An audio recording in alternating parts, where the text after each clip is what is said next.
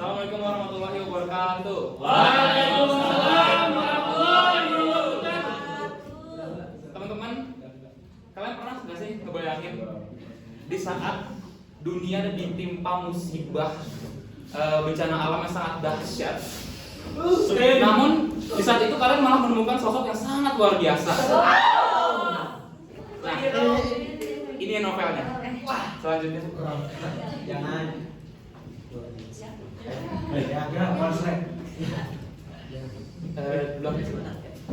daftar isi buku ini, daftar isi presentasi ini dimulai dari perkenalan perkenalan buku, lalu ada perkenalan penulis, lalu ada keunikan bukunya, lalu ada alur ceritanya, keunggulan dan kekurangan, rekomendasi audiens, serta kutipan favorit saya. Oke.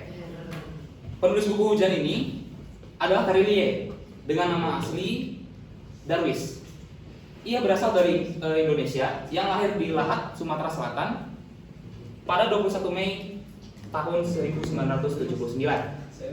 Lulusan akuntansi UI ini dikenal lewat puluhan novel bestseller bergenre variatif, yaitu romansa, fantasi, dan aksi. Seperti judul bukunya Hafalan Sholat Delisa dan serial Bumi yang sering mengangkat tema kehidupan, moral, dan keluarga.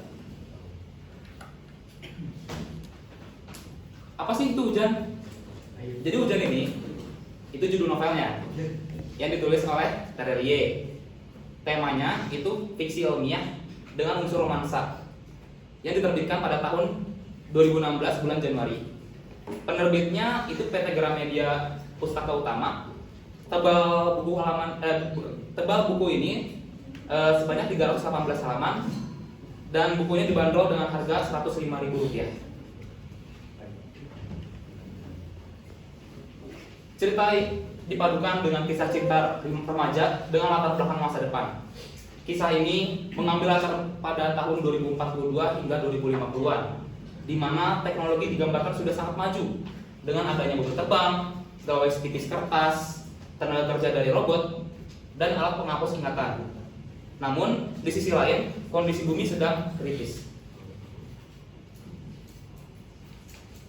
Novel ini mengisahkan tentang Lail, seorang gadis yang menjadi yatim piatu di usia 13 tahun akibat bencana letusan Gunung Purba yang hampir memusnahkan populasi manusia pada tahun 2042. Saat kejadian itu, ia diselamatkan oleh seorang anak laki-laki berusia 15 tahun yang bernama Esok. Konflik batin memuncak pada akhir cerita saat Lail berniat mendatangi pusat terapi saraf untuk menghapus seluruh ingatannya tentang Esok karena sudah tidak sanggup memikirkannya terus.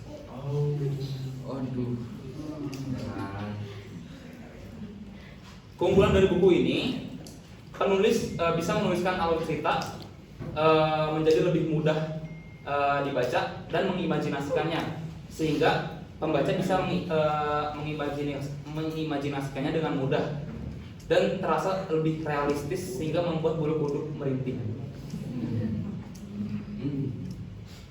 Namun terlepas dari kelebihan buku ini memiliki kekurangan seperti merasa beberapa kejadian itu sangat tidak realistis.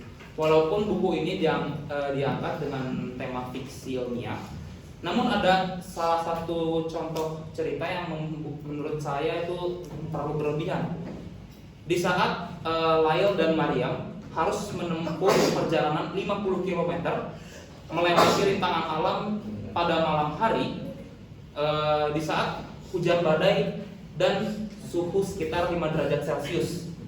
Namun mereka mampu melewati itu semua selama durasi 8 jam perjalanan. Selanjutnya, menurut saya buku ini sangat direkomendasikan untuk remaja hingga dewasa. Alasannya karena novel ini menyuguhkan emosi yang kompleks tentang kehilangan, keputusan, dan pencarian jati diri yang sangat relevan bagi pembaca di usia tersebut. Melalui kisah Lail dan Esok, pembaca diajak merenung bahwa ada hal-hal yang memang harus terjadi, walau menyakitkan, untuk membentuk siapa kita hari ini.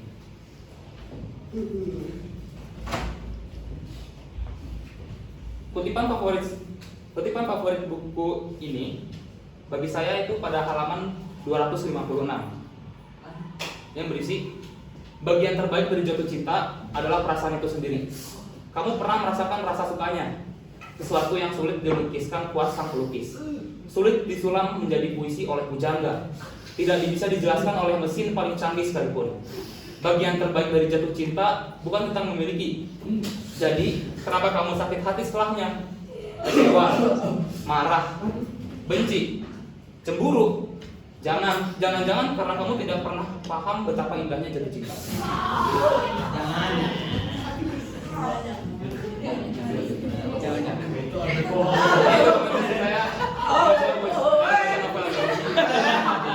Itu ada foto siapa?